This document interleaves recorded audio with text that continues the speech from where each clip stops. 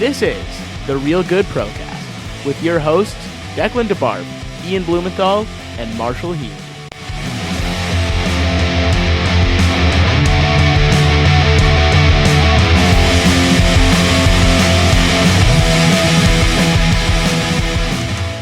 Welcome back to the Real Good Procast. My name is Marshall Healy. Joining me, as always, is Ian Blumenthal. What's up, everybody? How are we doing today? And Declan DeBarb. How's it going, guys? First time we're going back-to-back in terms of weeks in quite a while. I've missed this little routine. And first time that we have 3 people in 3 separate locations, so if it seems a little janky, it's because it is.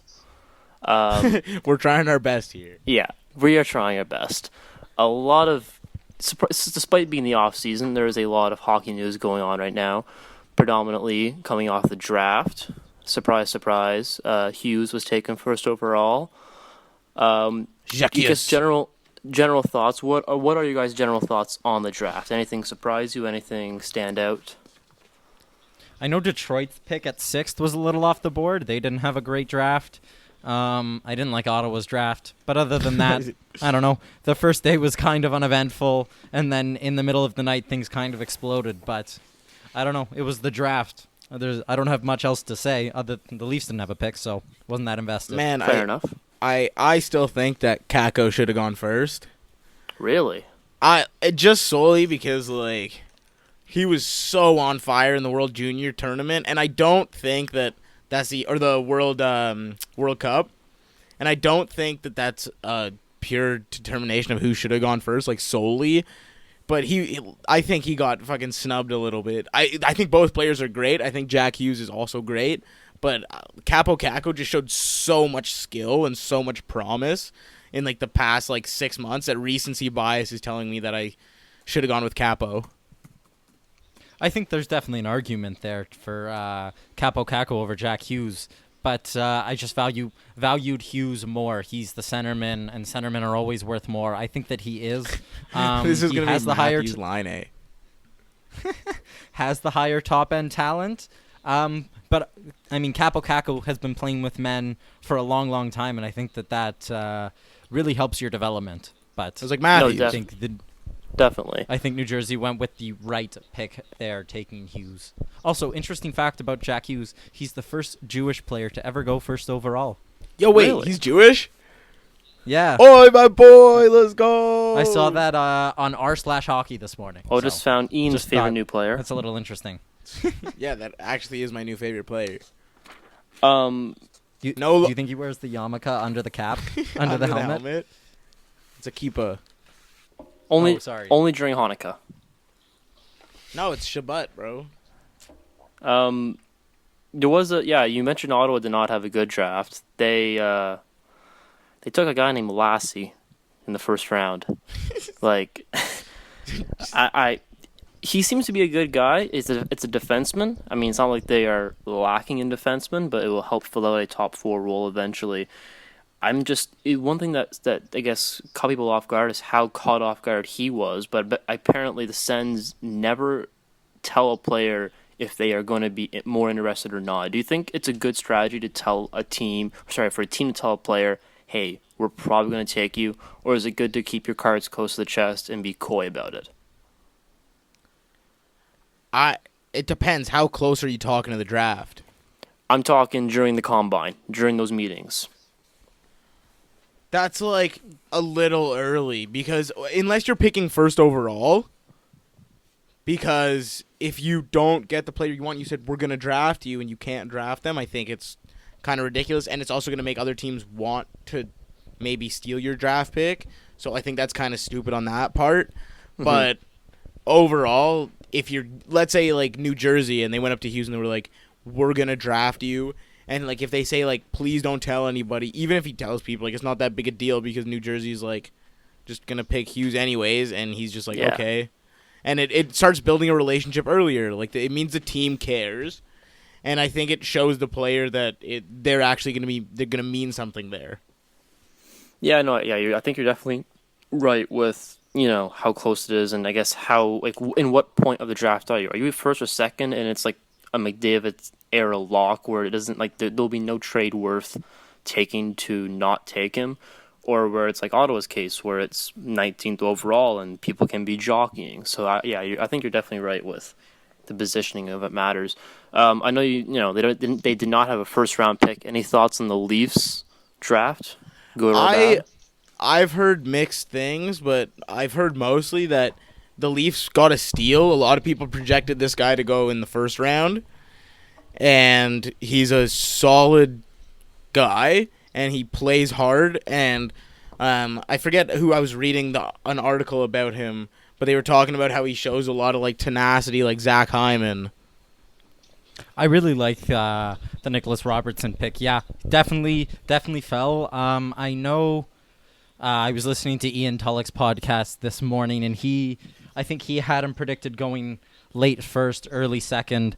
He actually plays with SDA out in Peterborough, and he's a guy that is a great skater, not in terms of top end speed, but in terms of his shiftiness, kind of like Mitch Marner, where he can dash around. And I think when a lot of people are predicting that you have first line or top six upside, that's not something you really see in the second round. So even taking a risk on a guy like Nicholas Robertson, I think it just makes so much sense, and I think that he will be a valued piece for this organization going forward. Yeah, also, I believe that when you're picking them in the second round, even if they're not a top six guy, even if they're like a bottom six guy, it's still a second round pick. Like, it's not like you drafted a guy in the top 10 and he's a huge bust.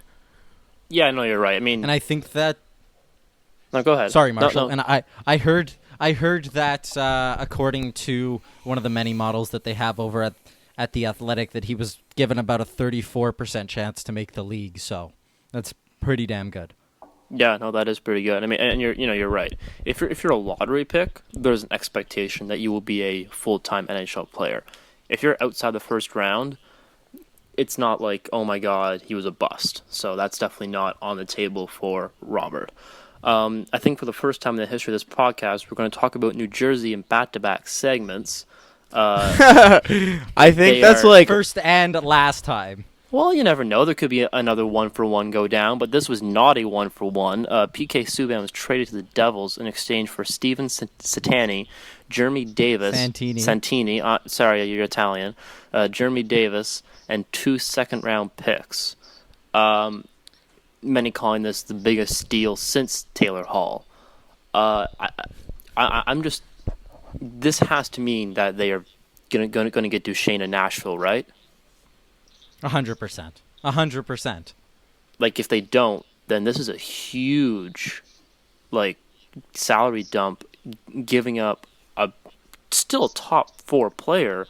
Nah, fuck. PK Subban's overrated. No, you guys. I still think he's a top 4 defenseman. If you guys did not have your salary cap issues, at least. If Toronto did not have their salary cap issues, Toronto would have got PK Subban.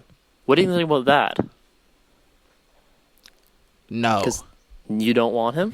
I don't want that personality on my team. There's so much controversy with him. Yeah, he's a great guy, and I hear great things about him, but he's such kind of this outgoing guy, and he's funny at some points, but as much as I love PK Subban, he's a very overrated player, and his salary cap is as much. Even if we didn't have cap problems, I still wouldn't try to take on a shit contract like that. Yeah, but it's never bad controversy. I would kill to have PK Subban, man. I would kill to have PK Subban. He is especially with the defense core that we have. Yes. You get somebody who can move.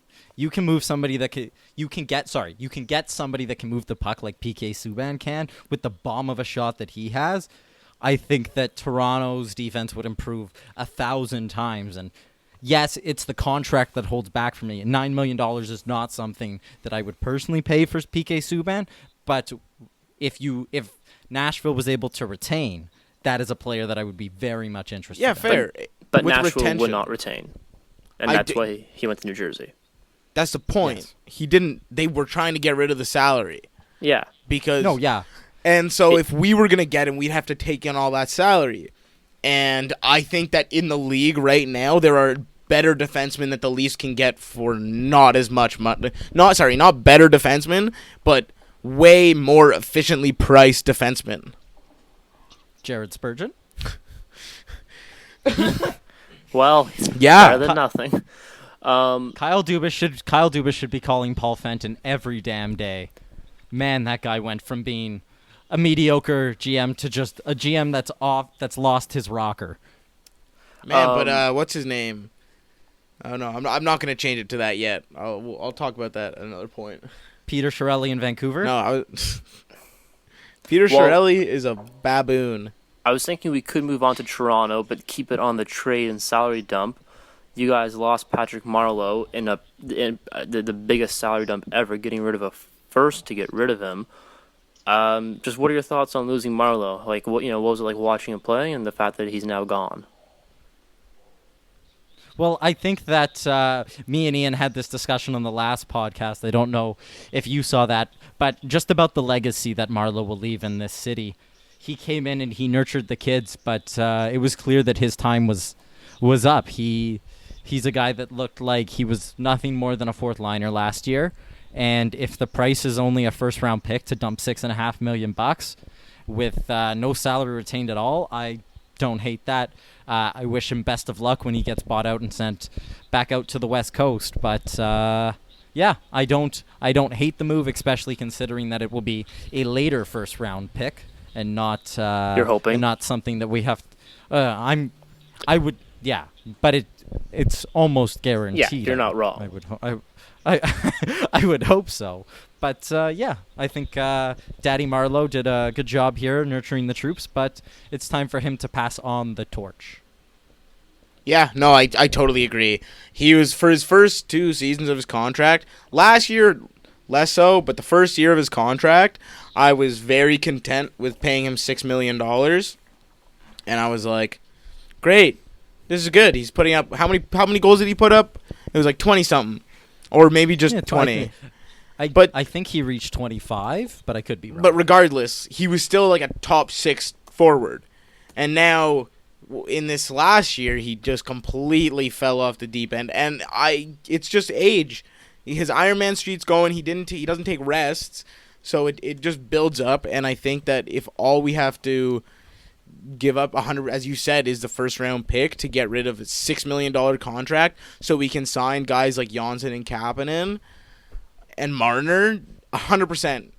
And Janssen and Kapanen happened almost immediately. Like Marleau went and they cleared up space for them. Yeah, I think that was exactly what happened with that deal, and which gives Marner pretty much all the room we want for him. So we can sign Cappy and Janssen on all the money. Like, they're taking, not confirmed yet, but like roughly the amount of money that Marleau's whole contract was for 2 players that are significantly more valuable to this team. 100%.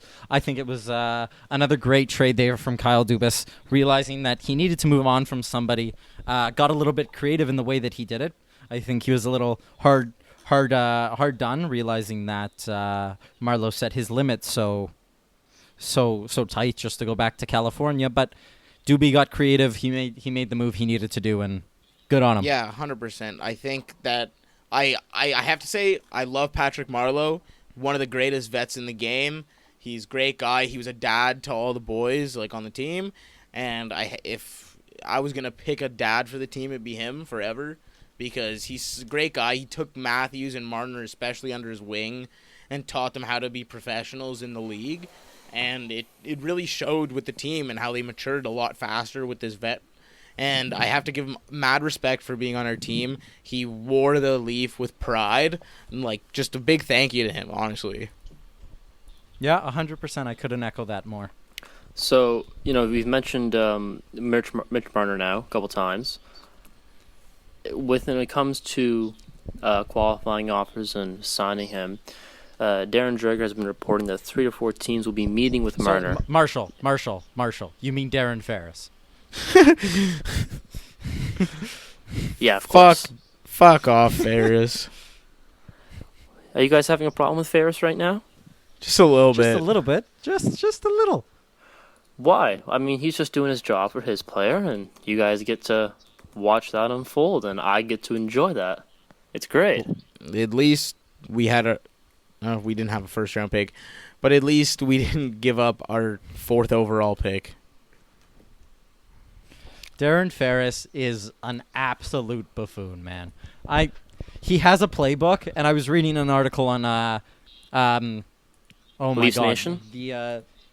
Thank you, Leafs Nation. The Darren Ferris playbook, where it seems like every single one of his clients do the same thing, and it's starting again in New Jersey with Taylor Hall, where he said that he wouldn't want to sign, and I think at some point, Mitch Marner, and I think that it's happened, Mitch Marner is going to sour the taste that he has with the fans of Toronto.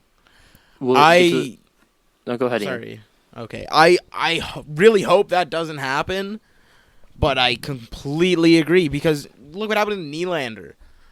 Like it That's went exactly forever. what Nylander's up. negotiation was 1,000 times less as Public.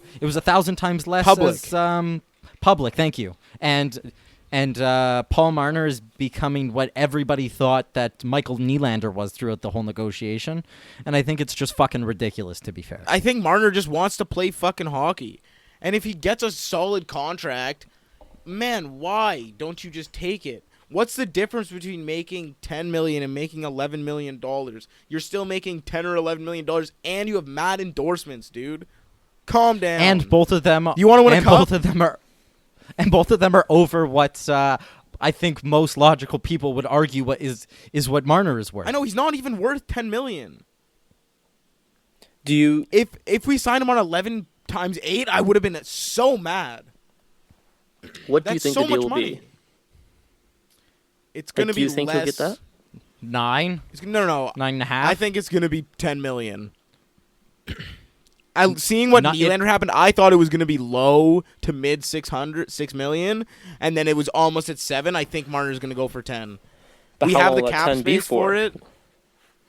Like, will that only be But 5 or 3 6 4 years. year? 5 or 6, all right. You can't get him to a 5-year deal because then you have Marner, Nylander, and Matthews all up at the same time. Oh my God. So it's 4 years or 6 years. I don't know if he wants to take 6 years. Then Marner can go find another place to play. Right. Like, which market is more desirable than Toronto? Can you name one that has the cap space, has the picks, and has everything that they'd be willing to do? I think that at the end of the day, we need to stop using the narrative that Darren Ferris and that Paul Marner are the ones that are controlling the things behind the scene, and that Marner he's an adult. He can come out in the media and say and deny all he wants, but as long as he has a person like Darren Ferris going about the negotiations as he does, and they're clearly in bad faith. It's bad faith in the media negotiations where I mean, Darren Dreger said this morning on TSN 1050 that there's offer sheets for Marner's in the teens. Who's paying Mitch Marner $13 million? Yeah, and then also who's giving up us 4 4 first yeah. rounds. Like if someone wants to give us 4 first rounds and pay Mitch Marner the $13 million, go fucking ahead. I don't want you. So you're okay with that, Ian? Would you be okay with that, Declan, giving up Marner for 4 first-round picks? I've been saying that for a long, long time. Mitch Marner is not worth 4 first-round picks, and No, you take those 4 first-round picks, and you weaponize your picks, which will be better than which will be worse than the ones that you're giving up, and you go and you use an offer sheet on the team that took him from you. You say, "Fuck you." We're the Toronto Maple Leafs. We are arguably arguably the biggest, if not one of the biggest markets in the entire league. Look at all the money you can make in sponsorship deals. Look at how adored you'll be if you win in this city. Just look at the Raptors. Even a playoff round. Man, I was listening. Apparently, 400,000 people showed up to the St. Louis Blues championship parade, right? And 2+ million people showed up to the Raptors parade, and it's not even a basketball city. If the Leafs won the cup, it would be like 3+ million people. It would be the opposite of a state funeral. Like it would be shut. The city would be shut down for a week.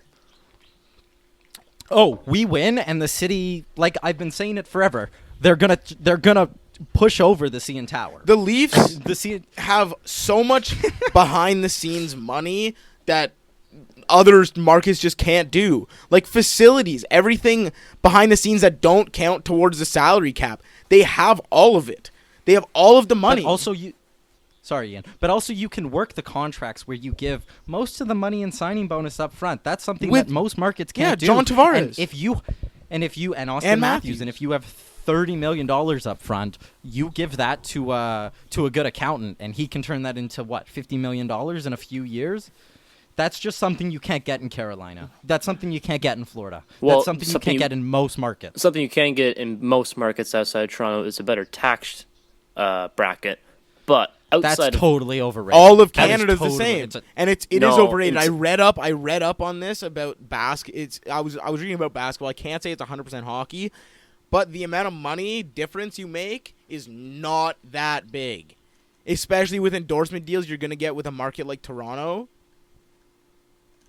Yeah, the tax thing is completely overrated, and other markets have other additional benefits. Yeah, the weather sucks here, and yeah, the tax rate might be a little high, but you also get paid in U.S. dollars. Dude, he's also used to it. He's from here. Yeah, that's a big you thing. Get paid, if you're used to it, and you get paid in U.S. dollars. Yeah, like which is 30 or 40% more on top of it. So that just already goes and counteracts the tax. It's so dumb. Fucking Darren Dreger. I hate that guy. Darren Dreger or Darren Ferris? Both. I'm probably a little more kinder to both because I get to watch you guys squeal over it. At least in the playoffs. Well, if you ain't first or last. Outside Stop of alienating half of our fan base, Ian. Don't you know our Ottawa Senators episodes are the ones that do the best on this channel? That's because we yell about them, and everyone that watches them are Leafs fans that go, haha, fuck Ottawa. Outside of Marner, what are you guys thinking about the other RFAs, specifically Kasperi Kapanen? Sorry, Marshall. I just want to bring up one more thing before we move on. Please do. Did either of you listen to the 31 Thoughts podcast this week? No, I cannot say I did. I read the 31 Thoughts. At least the podcast, because I didn't read the article, was a banger. It was just hit after hit after hit. And when they got onto Marner, my blood was already boiling. I was sitting at my desk this morning just fuming. And then they started talking about respect. The respect that Marner feels is owed to him. And I think if you're a guy like Mitch Marner, you have a chip on your shoulder. People have told you can't do it, you're too small all your life, right? That is a narrative that's continually brought up. Yes. You have a dad who, like Paul Marner, who is, from all accounts, kind of an asshole. From accounts, can't say that he is 100%. Just, bitching and complaining about your kid not playing on the top line in London, and this, that, and the other thing, and having burner accounts. It's kind of ridiculous. And then you throw a guy like Darren Ferris into the mix, a guy who always conducts bad faith negotiations. It seems he threatens to go overseas constantly. He holds out. Frankly, I don't know why GMs enjoy working with this guy, but that's just me. It's not GMs, it's players. Players, but then GMs who have the players who are represented by Darren Ferris. But CJ and Elliot Friedman got talking about contract negotiations on the podcast, and emotional contract negotiations. And I can only imagine what Marner is going through. This is his boyhood club. He feels like he's owed the sun and the moon, and they don't seem like they want to give it to him. And while Marner's agent goes off in the media and says this, that, and the other thing, disrespecting Toronto, in my personal opinion. And keep in mind that I say this as a Toronto Maple Leafs fan. Players are temporary in this city. I may love Matt Sundin like no one else, but at the end of the day, if he wasn't a Toronto Maple Leaf, I don't think I would have those feelings for him. 100%. I'm a fan of this team, and I'm a fan of players getting paid, but not at the expense of my club. Does that make sense? 100%. So when Friedman talked about the emotional state that negotiating for contracts is, he mentioned his wife and how his wife was a rock in, if you will, in his negotiations, always a calming voice, someone to say, don't worry, it'll work itself out. And then he said that he doesn't think Mitch Marner has that rock. And I'm just going to read you the quote. I just hope he's got someone in his life who says, Mitch, take the emotion out of it. Make sure you're going down a path that you, not anyone else, wants you to go down. And it just feels like Mitch Marner is going down the path that that his dad wants him to go down, and that his agent wants him to go down. And that's one that I think ultimately will hurt Mitch Marner. Sorry, before you just interject here, I just want to tell the story of one soccer player who plays for my team. Reece Oxford was one of the highest touted English center backs in the game at the time when he broke through the West Ham academy and was being linked with Barcelona and Arsenal and Manchester United and this, that, and the other. But he got a shitty agent who gave him a wage, who negotiated him a great contract for his time. I think he was on $20,000 a week, which is ridiculous. Jesus Christ. Because he had played one game and played really well. After that, he looked completely switched off and didn't look like he would ever make it, and we just sold him this window. I fear that Mitch Marner with a shitty agent might lead him down the path where he doesn't reach his full potential because he's seen as someone who is a problem, where he gets this contract, he becomes untouchable, and people don't want to work with him. That's the fear I have for this guy, who can arguably the most loved Leaf who ever lived. Like, isn't that such a folk story? The guy who grew up in the city brings the championship home. Tell me a movie's not made about that. I don't know if it's made about him more than it would be made about Matthews, because Matthews is just bigger name, but there could be a movie about it. It could be like Miracle on Ice. And great movie, by the way. One of my all-time favorite sports movies. Best hockey movie, in my opinion. Yeah, better than Mighty Ducks. Mighty Ducks was low-key overrated. Low-key, it just Mighty is. Ducks still a great movie, though. Still a great movie, though. It's okay. It's okay. I'll give you that. But, yeah, I completely think that coming from, Mitch Marner, you can't look at you can't have your agent tell you what to do. As much as he's there to advise you, if you're gonna make a fuck ton of money, you're making a fuck ton of money regardless. It's really not that hard to make a fuck ton of money when you're that good. Yeah. And I think you got to consider that our argument isn't Marner should take a pay cut for the team because he loves the team. I think the argument that we're shouting is be reasonable in what you're asking for. For any team, that if Mitch Marner was not on my team and he was gonna try to get $11 million in Boston, I'd be like, what? That's a retarded number. Yeah, no, he's not worth $11 million. He's not worth $10 million, but in this market, I can see why he would be able to get it. He's creative.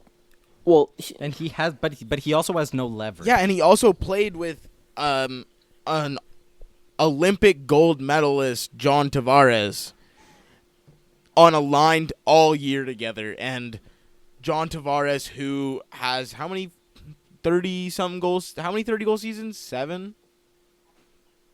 A lot, and scored 47 this year. Exactly. Come on. I know he was with Mitch Marner, and that was it boosted his thing, but he also he played with Zach Hyman, who was a huge reason for them also. And he doesn't make $11 million. My boy. But he's also replaceable. Yeah, he is. Totally replaceable with Trevor Moore. Just with a lot of players. With big butts Trevor Moore. So just quickly then on the other... I'll just move on, I guess, to RFAs in general, but still sticking with Toronto. What are your thoughts on Kapanen and Johnson, and what kind of deals would they get? Because this is a tricky... does Dubas focus on Marner and then do Kapanen because of how tight the cap could be, or does he maybe see what he can get out of Kasperi and Andres first, do you think? Well, I really think that you said Johnson, and... I'm going to pretend that you didn't say that, and I'm going to pretend you said Janssen. Yes. But I'm going to pretend you said mango. Ante-Mango. At Ante-Mango. Follow him on Instagram. Great follow. Yeah, he definitely put his dick in a mango, eh? That's where the nickname is from, right? Unconfirmed, but that's my hypothesis and your hypothesis, so we're going to go with that. And hypothesis. I love you, Mango. What? How is that a hypothesis? Okay, whatever. Okay, so Don't sue me for defamation. oh my god. Never. Okay, so Kapanen and Janssen, the deals that have been allegedly shown, which is And already sort of agreed to. Yeah. In all but writing. it's like 3.2 to 3.4 mil for Kapanen, I think. And Janssen was 3. Here, let me find the exact figures for you, Ian. They're both in the threes, I'm pretty sure. And I know Kapanen was 3.2 to 3.4, and I'm not 100% sure which one Janssen was.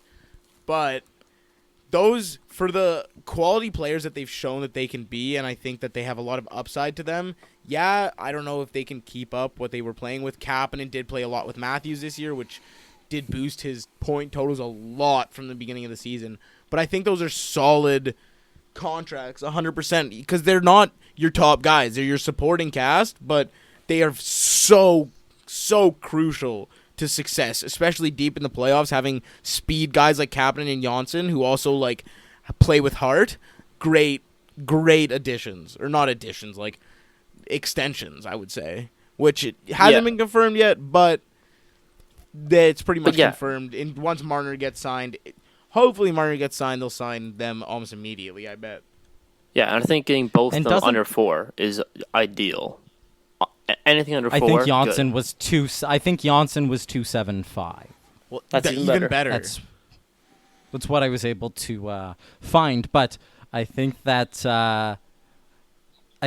if Marner signs an unreasonable contract and a little bit of shaving comes off the contracts for Kapanen and Janssen, it might leave a sour taste in their mouth. But that's just speculation. Maybe, yeah. Because imagine Janssen and Kapanen come out firing, and Marner is good, but he's not $11 million good or $10 million good, and everyone's like, what the fuck? Well, I would argue, regardless of what Mitch Marner does, he's going to come out less than $11 million good. But Well, I want to ask one more question on Marner, and then we can move on to other notable RFAs. Do you how do I phrase this? How good does how much of a slump can Marner have before there's serious questions raised? Like, if we're playing fortune teller 5 months into the future, like what is the worst he can do without having bad favor with the fans and franchise if he's paid over $10 million? 3 games without a point, the city will go on fire. if he gets less than the amount of points he gets last year. I think Declan's a little more reasonable. I'm saying from stupid Leafs fans. Yeah, no, I that's think fair. I think me and Ian are basically saying the same thing. Marner got 94 points last year. If he's gonna get paid $11 million, he needs to be a 100-point player. It's simple as that, especially because he doesn't score goals. Yeah, it's all assists. If he scored 40 goals and he got 56 assists, or 54 assists, I'd be like, damn, this guy might be worth $11 million. But this guy scores 20-something goals and gets like 70 assists. I don't think it's worth it. Yeah, no, that's completely fair. I also just one last thing. I think it'll be very interesting because is it this year or next year they're introducing player tracking? I think it's preseason this year and fully implemented the year later, but it might be this year for certain stuff. But it's definitely. I think it would. I think that it would be interesting to see the player spacing stat that Mitch Marner gets when he's on the ice with John Tavares and when he's not on the ice with John Tavares, and how that affects his play. That would be something that's interesting that I would like to see how much of an effect that John Tavares does have on Mitch Marner's points totals, because I believe it's a high amount. Yeah, no, absolutely. All right, so moving on to the other RFAs. We have Aho, is it Chuck, Point, Laune, Heinen, Kaneki. Is there a certain player that I guess stands out, like, this is going to be an interesting to watch if he maybe gets offer sheeted if he gets too much? Is there one that stands out more than the other? Well, I'm not looking much at offer sheets, but I'm just thinking for one specific RFA with the money that they've been offered. I don't know if it's allegedly been offered with $6 million to Aho, especially for a max term of 8 years. That's insane. He is worth way more money than that. Yeah. Sebastian Aho is a great player in this league. Sebastian Aho is better than Mitch Marner. Bold statement, but That's very bold. I'll say that. I think Sebastian Aho is one of the most underrated players in the league, and it is criminal to only offer him $6 million. I think if nothing gets done there, an offer sheet gets sent in for Sebastian Aho. I think that he is the most likely candidate. On I $6 million, I would pay him absolutely. $8 million. Yeah. Oh, definitely. He's 100% worth $8 million. But the thing is, if ship Kadri out of town, get Sebastian Aho. Man, but Kadri's on such a good contract. You can't get rid. How are you going to replace a center like that for $4.5 million? I'm just being hypothetical here. I know. I don't think the Leafs will actually do it, but I think the one that interests me though the most is the Patrick Laine deal. Because this guy, when he's on, he scores goals for fun. Yep. Yeah. But yet last year he had a down year, so I could see this maybe being a bridge deal that comes back to bite Winnipeg. But it would be great for Laine once he's a fully as much as he is a fully established player in the league. He's been there 3 years now. I just do believe that Patrick Laine is just so good at hockey, and his shot is so good. And if they do a bridge deal with him, it's going to completely fuck over Winnipeg because they're going to sign, 3-4 years? And at, I don't know, how much money do you think he's going to make? 6? 6 if they go with a bridge deal. Man, it's a joke though, man. Look at Nylander. He's pretty much on a 6-year deal, and he's only making $7 million. I'm just saying the Nylander deal is looking better and better as each day passes. Which is what most contracts do. Yeah. Man, Well, Jeff Skinner, some contracts. Kevin Hayes? stupid contracts. What are you saying? The Milan Lucic contract hasn't aged well? What? I think it's aged as well as the Rick DiPietro contract. Oh, buddy. Bobby Bonilla? He's also got a sick wrister in NHL. Chell? Oh, yeah, you just put him with Connor McDavid, and once he gets to the offensive zone 45 seconds later, pass it to him at the point. Oh, baby, that one's getting ripped Just home. rip it top Cheds. Short side on the goaltendy. Do you think Peter Chiarelli's NHL 19 team is better than the team that he's put on the ice in the last 5 years?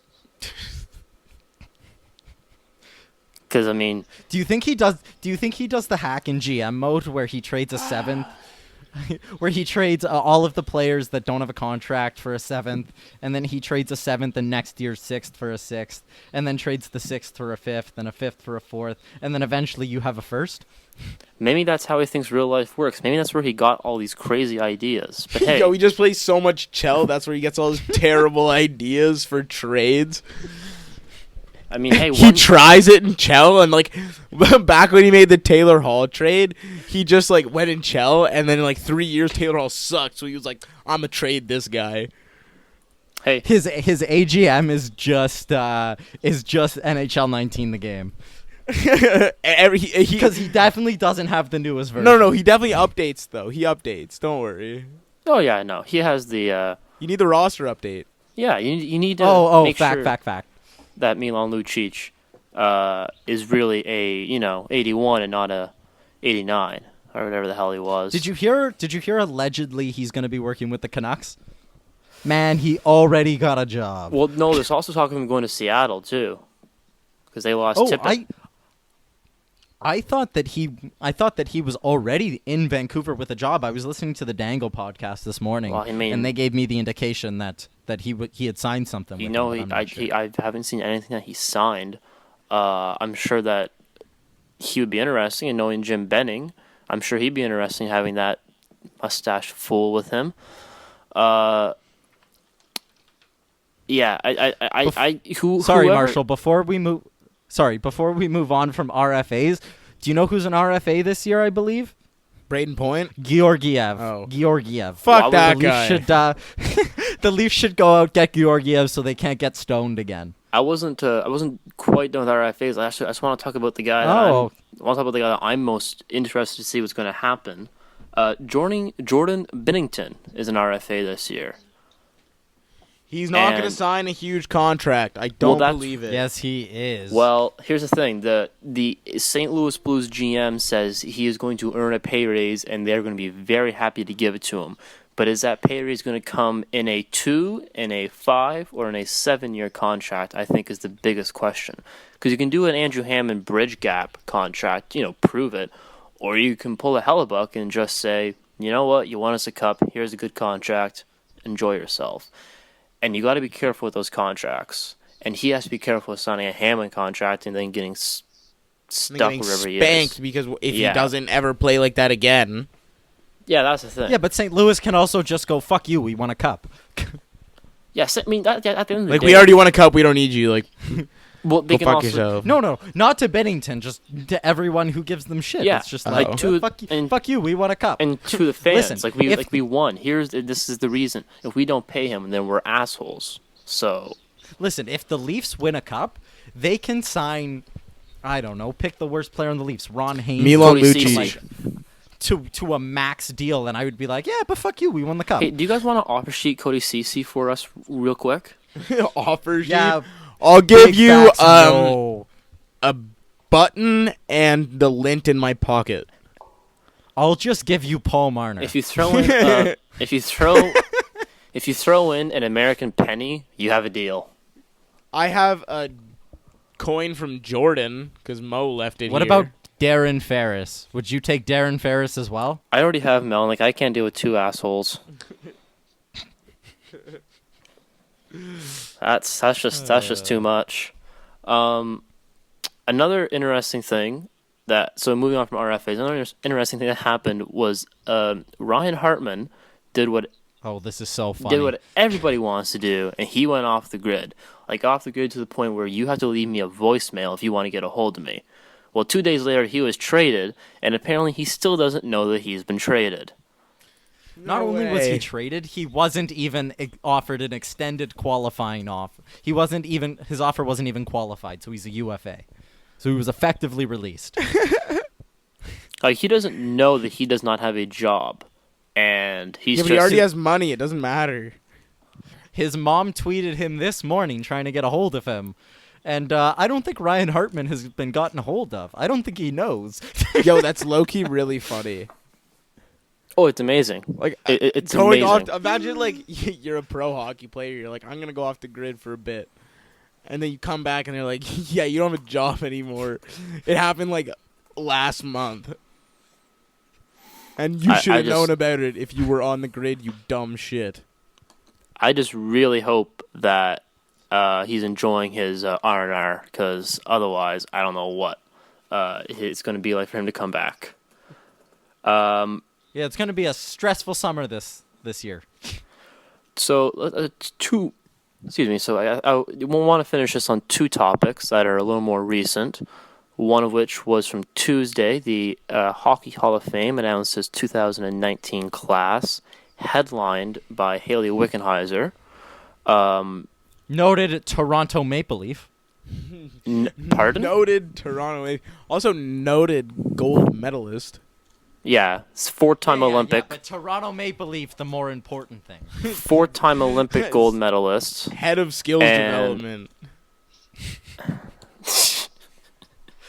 We also have Guy Carbonneau, Sergei Zubov. Sergey Sergei Zubov. Sergei Zubov. Sergei Zubov. Sergey. We should start a segment on this show that's just Marshall pronounces names. Look, It's literally like it's pretty much listening to Don Cherry. how dare you? Well, How Don dare Cherry, you but say your that? opinions are kind of valid. You know Don what, I'll Cherry take with that. better opinions. So do you want to Cherry, say the but next name? in like 1980. So do you champs want to say the next name for me? No, just keep going, Marshall. I'm having fun with this. Vlakov, that's what I'm going to say. Demonovsky, the first player to defect from an Eastern Communist country. And two builders, Jim Rutherford and Jerry York. Any surprises for both who got in and who got out? Or I frankly, no one had ever had an inkling that Guy Carbonneau was going to get in, and now he's in. His stats are suspect. He never had a 30-goal season in the 80s. He's Like sus. how do you never have a 30-goal season in the 80s and Dude, then make the Hall Gretzky of had a Fame? 100-goal season. Or 90. Carbonneau was definitely just he was just a good locker room guy, you know, the bread and butter, bread of the earth. Well, that's exactly real what good, Bob real Gainey good said. pro. Exactly Works what hard Bob every Gainey night. said. Yeah, he said he does the Like- things that people don't notice. There's something that my dad has been that he has said for a long, long time, and it shouldn't be called it shouldn't be called the Hockey Hall of Fame, and it should be called the Hockey Hall of Meh. You know, you did all right. Except any of the guys in the NHL, like, even if you make it to the NHL, to me, you could make the Hockey Hall of Fame if I watched you live. If I played against you, you would look like a Hall of Famer. 100%. Like, I I talk all really- this shit, and they're like, yo, you're so trash. Like, this guy makes way too much money. Dude, like, I couldn't do shit like that. If I was on the I ice, can't even I stop would on my die. left side. Man, stopping on my left is so hard. Oh, don't I even still talk to me do it about that. slow. I also, I wonder at this point when Alfie's going to get in, because I think he deserves to get in. He is an Olympic medalist. He is a multiple trophy winner, minus Stanley Cup. But, you know, as judged by this class, you know, you don't need the one to get in. I hope he gets in. But Vincent, I've already shared my disdain for Daniel Alfredson, so I'm gonna hold my opinion on that. so your disdain is so strong you don't think he's a Hall of Famer? Yeah, Daniel Alfredson is one of my least favorite players ever to play. I mean, I respect Darcy Tucker and Ty Domi, even though, you know, they're jackasses. But Boy, they're That's Leaf just- legends, though. legends is a strong word, but sure. Yo, if you don't call Ty Domi a Leaf legend, who the fuck are you? Do you call Brian McCabe a Leaf legend? No, because Brian McCabe's Yeah. dust. Wait, what was that? Colton What are you Orr. saying? You Colton Orr is a don't Leaf remember- legend. You don't remember the time Brian McCabe shot the puck in his own net? That will go down in Leafs lore for the rest of time. The man. only Brian McCabe memory I have is Zdeno Chara ragdolling him, and it was glorious. I hate you, Marshall. Well, and the last topic that I think we should talk about is a future Hall of Famer, an absolute lock in my opinion, third most in goalie wins in all time. Roberto Luongo announced on Wednesday that he has retired from the NHL.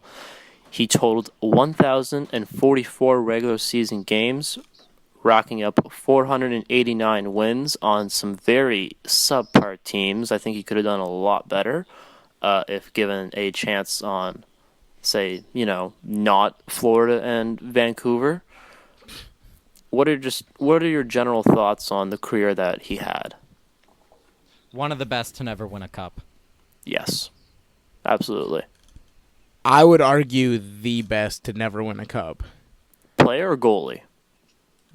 Just player. That's okay. Yeah, so He is such a legend. Gold medal 2010 Olympics. Gold medal 2014 Olympics.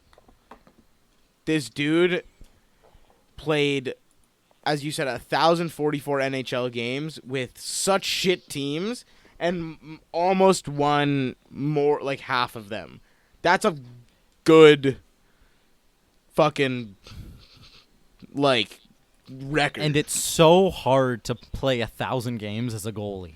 Oh yeah, no, it's 100 incredible. You have to go because players can do it by going 82 games a season. Goalies max out. He played in one season. He played 70 something games. This dude's a legend. Yeah, I think from 2003 to 2006, he didn't have a season where he played under 68. He had 2008, 2009 had only 54, but outside of that, between 2002 and 2011, he never had under 60. Thank you for the fact Other check, than that, Marshall. other than that one season. Jesus And then Christ. even in his later years, he played 61 and 62 games in 2014, 2015, 2015, 2016. Like over 60 games when you were in your late 30s. When you're in your late 30s. That is hard. Guy's a Gronk. He's one of my favorite players of all time. Well, no, he's not a Gronk because Gronk retired after 10 years. That guy's a bitch. You're a Luongo is a gem, and you hit on the nail with the 2010 Olympics. Like that is, in my opinion, the 2010 Olympics is even more greater, possibly even more greater than Paul Henderson, and I think the 2014 team is the single greatest Canadian team put together since Gretzky and Lemieux in '87. It's It was straight up such a good team. 2014. And just think of the Olympic team they would have been able to put together this year. I remember how stupid that Olympics was. Like, I watched all the games, and it just looked like Canada was playing on another level from every other team. Yeah, like they let in the least amount of goals in the history of the tournament since only 3 goals, the fewest allowed since 1928. Dude, I kept remembering it was like 0, like we would get shut out. We shut out, I think, the finals and the semis. Yeah, we did against the U.S. We definitely the finals, and the semifinals. 1-0 as well, shutout. Remind me, he started the 2010 final, right? He was the main goalie for it was him and Brodeur, Okay. but then it went to 2010 was Brodeur. Are we sure? No, it was. I don't think No, Brodeur Lou was in was 2014. Lou was. But I'm talking about 2010. 2010. Oh, okay. It started off Brodeur, but Luongo finished the tournament. Yeah, he took over. He Yeah. got the Yeah, he gold took medal. over. I just wanted to double check that. Is the 2010 Olympics the peak of his But career? I still Is that remember. So was Ryan. winning the gold on home soil. Yeah, 2010. I don't think it. Well, 2010. I don't think it gets better than 2010 that. period is the peak of his career because that's also when they made the finals. I'm pretty sure. No, that was 2011. Yeah. No, well, 2010, 2011. Okay, yeah. Sorry. So that So it was that year. 17. No, it was, That's But it was 17. that season. It was it was that No, season. Yeah. No, it was the season after. No, Olympics because were it was. No, the Olympics were 2010. That season was the playoffs happened in 2011 when that happened. Oh yeah, it was the next season. You're So right. that's 17 months was, in my opinion, the best he ever was, and one of the best for a Canadian goalie. Period. Especially in this century. 100%. 100%. All right. Well, just I think by legacy alone. Sorry. No. Go ahead. It's not even that him was like playing at ever was sorry. It's not just that him at one point in his career was just the best of all time. It's that he was so elite for so long. Yeah. He was never the number one goalie in the league. Like even in 2010, Ryan Miller was shutting the door like nothing else. He was never the number one guy, but he's always like top 3. Yeah, like he never won Top a Vezina. 5. He never won a Vezina, which is, I think, incredible that he had that many wins and he never won a Vezina. I know, like 1,000 games played, and you've been sick for most of those games, and you can't. It just sucks. It's because other people show around, and like you have one great season, and then you never show up again, but you win a Vezina. Yeah, no, it's true, and not on the best of teams either. So it's really good that. Vasilevsky's for what gifted. he did. I mean, just Gifted going. fucking trophies. I just want to end it here. He has NHL records for most saves in a single season, most shots faced in a single season, and those are 2 different seasons. Most shots faced in a single game, most home games played in a single season at 41. He played every single home game once. 2006. Did he play for the Randy Carlisle Leafs? 2006, 2007. He played every single home game. That's actually insane. And he has the most regular season overtime wins of all time. And he got that record in 2008, halfway through his career. So, just a really good player, both on and off the ice. Very, very good guy. He's the funniest guy on Twitter. Best Twitter follow. Yeah. And hopefully he maybe gets into something with the game. I'm not sure, but if he can stick around, that would be great. We will be back. I'm not sure when. Hopefully in 2 weeks or 1 week, depending on how crazy the NHL free agent frenzy is. Yep. Trademark TSN. Sorry. We'll be back when Marner Trademark? signs. Yeah. We'll be back when there's Marner news, pretty much. For Ian Blumenthal and Declan DeBarp, I am Marshall Healy. See you next time. Night, guys. Peace out.